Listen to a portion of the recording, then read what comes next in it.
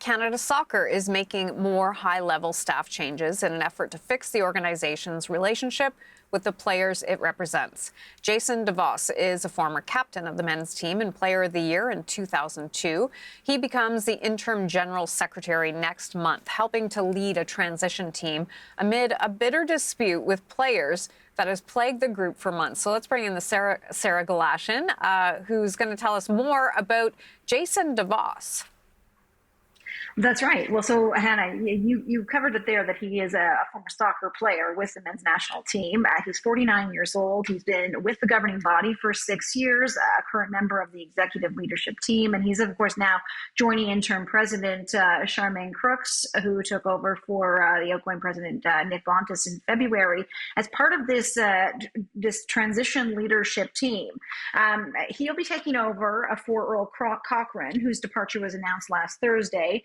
A bit about deVos, though, is that he's a former defense player, a center back, played 1997 to 2004. He was also part of John Herdman's coaching staff at the World Cup in Qatar last year.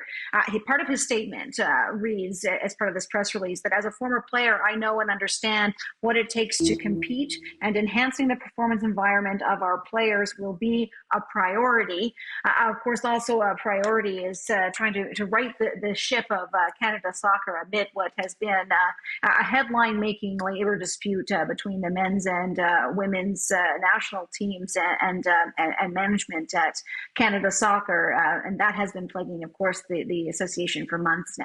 Hannah? This change helps smooth things with the men's and women's national teams. So this is, as I say, this is a transition leadership team.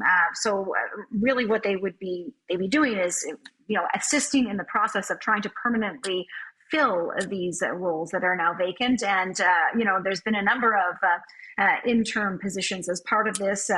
Also part of this release, they've announced there's a new PR person that is being brought in as well. But it is also significantly coming 4 days after Earl Cochrane, the announcement that he was resigning as the general secretary was made.